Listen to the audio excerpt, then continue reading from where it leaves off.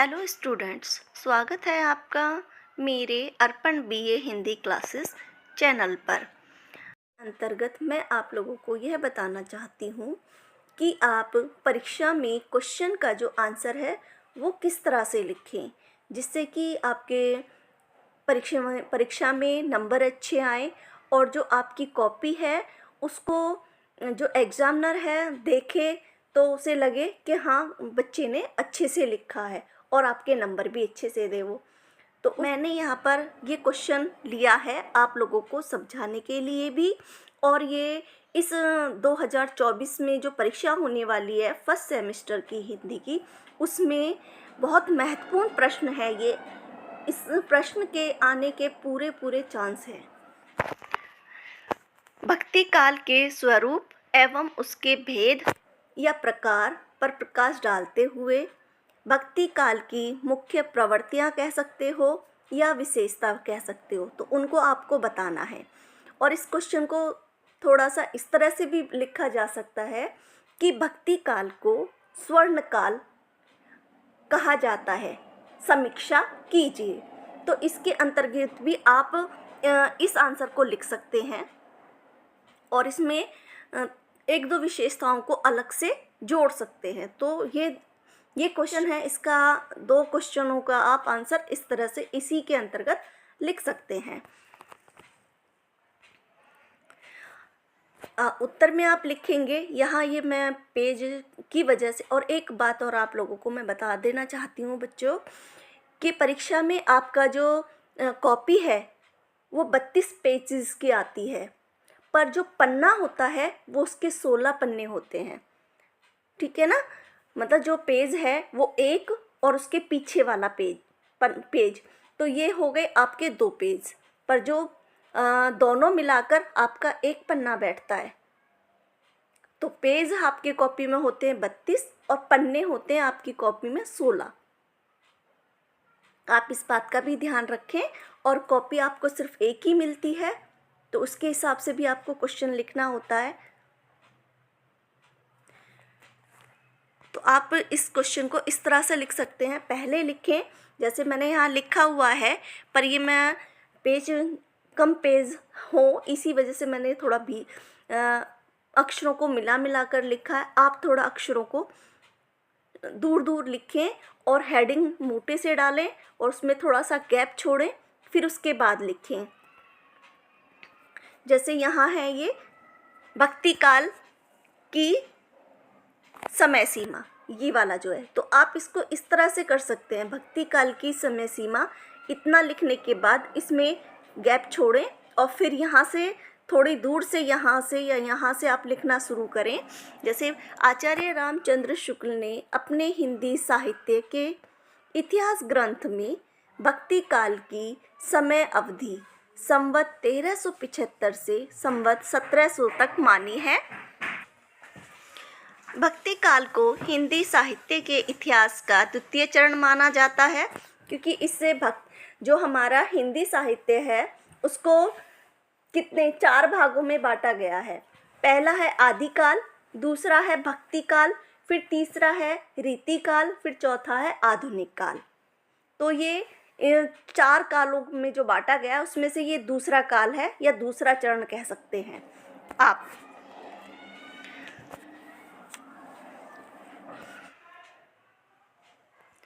इस कालखंड की रचनाओं में भक्ति भाव की प्रधानता होने के कारण इसे भक्ति काल की संज्ञा प्रदान की गई है।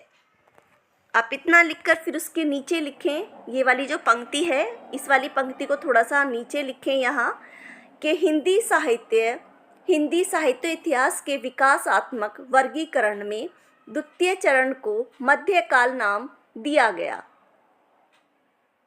क्योंकि मध्यकाल इसमें भी फिर इसको भक्ति काल और रीति काल 2 में बांट दिया गया था।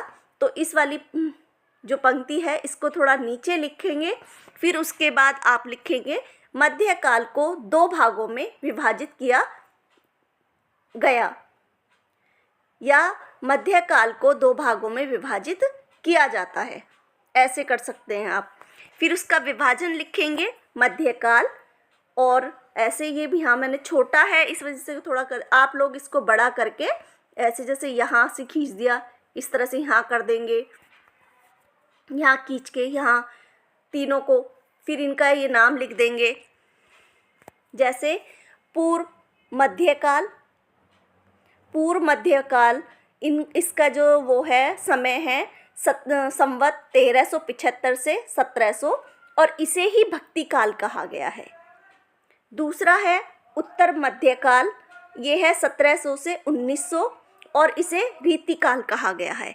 आप इसको ये ऐसे करके लिखेंगे तो ये आपका पेज भी भर जाएगा पूरा, और जो एग्ज़ामिनर है वो जब चेक करेगा तो उसे भी पता चल जाएगा कि हाँ बच्चे को पता है कि भक्ति काल के अंतर्गत क्या क्या चीज़ें आती हैं।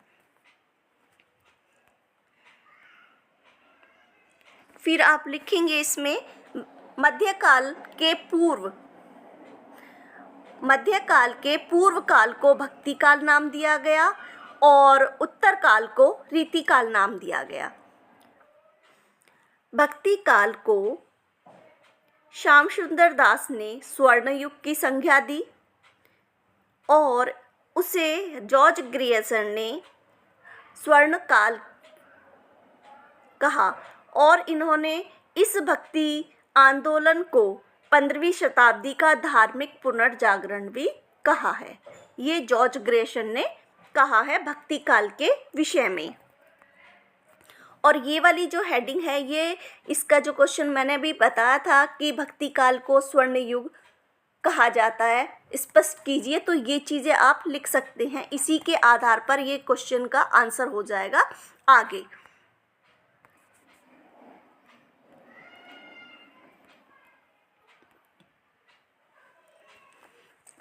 जैसे अब आगे आप देखेंगे कि भक्ति काल का वर्गीकरण। भक्ति काल का जो वर्गीकरण है, भक्ति काल को 2 भागों में बांटा गया, निर्गुण काव्य धारा और सगुण काव्य धारा। ठीक है, फिर इसी के हमने ये 2 यहाँ ऐसे इस तरह से हमने ये कर दिया है कि ऐसे ऐसे करके फिर इसमें लिखेंगे कि भक्ति काव्य को सामान्यतः 2 भागों में विभाजित किया जा सकता है, निर्गुण काव्य धारा और सगुण काव्य धारा। इसके बाद लिखेंगे भक्ति काल की धाराओं को, जो ये सगुण और निर्गुण है, फिर इन्हें भी 2 शाखाओं में विभाजित किया जा सकता है। तो ये 2 शाखाएं हैं निर्गुण की। पहले निर्गुण काव्य की शाखाओं के बारे में हम बताएंगे, ज्ञानाश्री शाखा और प्रेमाश्री शाखा। ठीक है, फिर अगली है सगुण की। सगुण में भी 2 हैं, एक राम काव्य शाखा और एक कृष्ण काव्य शाखा। इस तरह से आप देखो, ये आप इस तरह से लिखेंगे ना ऐसे करके, तो ये थोड़ा सा आपका पेज भी इसमें भर जाएगा, और आप फिर इसके ये चीज़ें उतार के फिर नीचे हेडिंग के तौर पे भी लिख सकते हैं।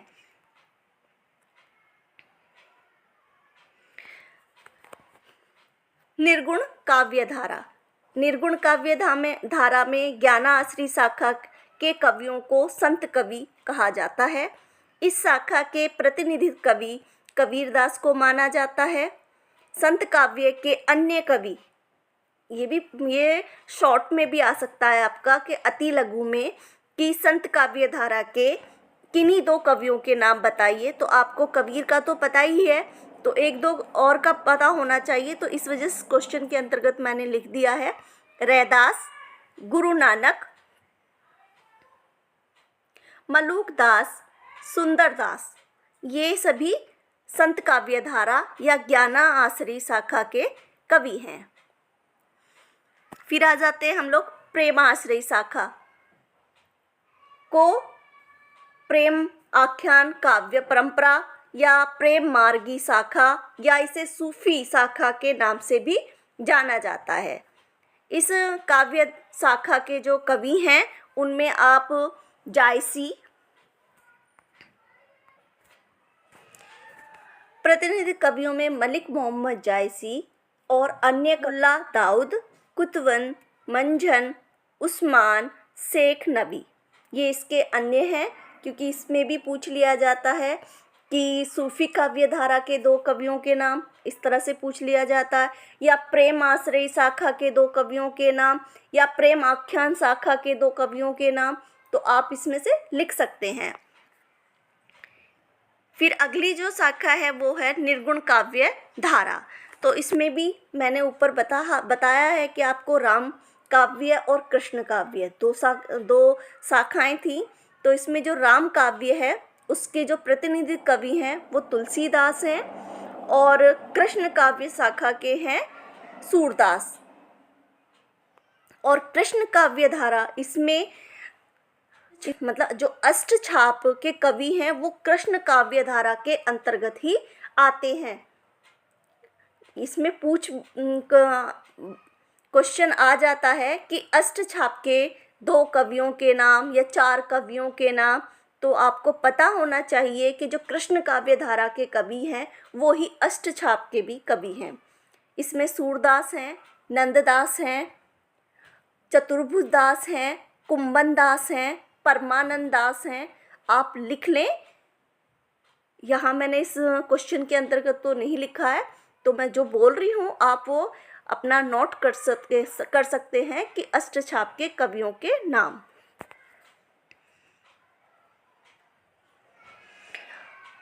अब आ जाते हैं हम भक्ति काल की प्रमुख विशेषताएं। तो ये पेज छोटा होने की वजह से मैंने इनको इस तरह से लिखा है। आप इसको पूरे पेज के अंतर्गत ऐसे यहाँ छोटा कर दिया, फिर यहाँ बड़ा कर दिया, फिर यहाँ से छोटा, फिर बड़ा, इस तरह से आप पहले इसकी सारी विशेषताओं को इस तरह से लिख लें। ये इस तरह से करके ये सभी विशेषताओं को आप लिख लें। फिर उसके बाद एक एक विशेषता को हेडिंग के तौर पर उतारें और उसके आगे लिखें।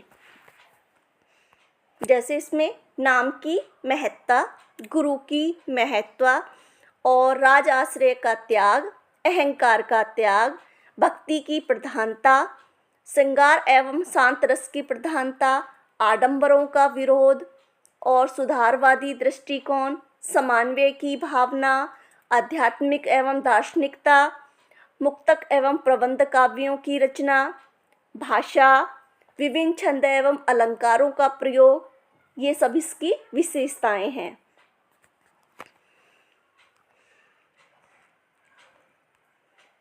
पहली जो विशेषता लिखी है वो है नाम की महत्ता। तो इसमें जो इस भक्ति काल जो युग था, इसमें इसके अंतर्गत इस युग के कवियों ने परमात्मा के नाम स्मरण को अधिक महत्व दिया। भक्ति काल के कवियों ने परमात्मा के नाम का स्मरण करने के लिए जप, भजन, कीर्तन आदि को भी अपना आधार बनाया। भक्ति काल में सभी भक्त कवियों ने ईश्वर के राम रूप को महत्व दिया। किसी ने निर्गुण राम को, तो किसी ने दशरथ पुत्र राम को। इस काल के कवियों का विश्वास था कि ईश्वर का नाम मन ही मन में जपना चाहिए। इसके अंतर्गत आप ये लिख सकते हैं नाम की महत्वता के विशेषता में। फिर अगली लिख लीजिए आप राज आश्रय का त्याग। तो इसमें जैसे आदिकाल में जो कवि हुए हैं उन्होंने अपने राजाओं की प्रशंसा की, उनके राज्य में रहकर, उनके दरबार में रहकर। पर भक्ति काल के जो कवि हुए हैं उन्होंने किसी राजा के यहाँ रहकर उनकी कोई प्रशंसा नहीं की और ना उनके दरबार में रहे।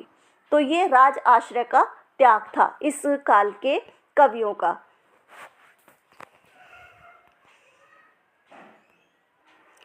जैसे भक्ति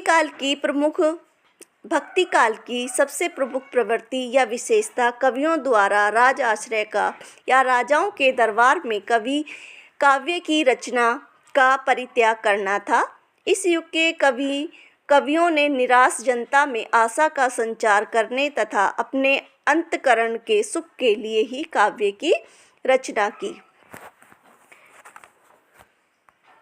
इसमें ये वाली जो लाइन है इसको आप यहाँ तक थोड़े मोटे अक्षरों में अलग से लिखेंगे, फिर उसके पास से लिखेंगे कि इस युग का आधार रहा।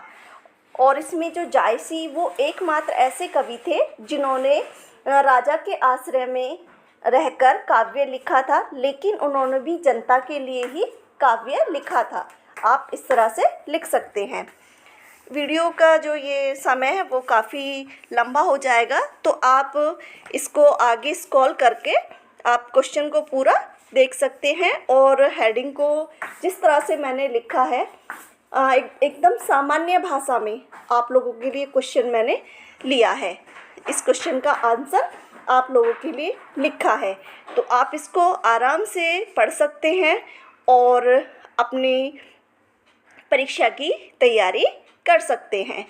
आप देख लें एक बार, ये सभी हेडिंग हैं। वीडियो को रोककर आप अपना क्वेश्चन आराम से पढ़कर और अच्छे से कॉपी में लिख कर आएँ और नंबर अच्छे पाएँ। यही एक मेरी आप लोगों के लिए शुभकामना है।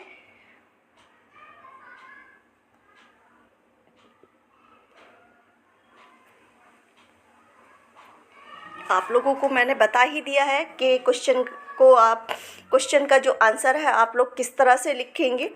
मैंने तो आपको थोड़े से शब्दों को दूर दूर करके लिखना है, जिससे कि कॉपी भी आपकी भर जाए और क्वेश्चन का जो आंसर है वो भी एग्जामिनर को लगे कि काफ़ी अच्छा लिखा हुआ है।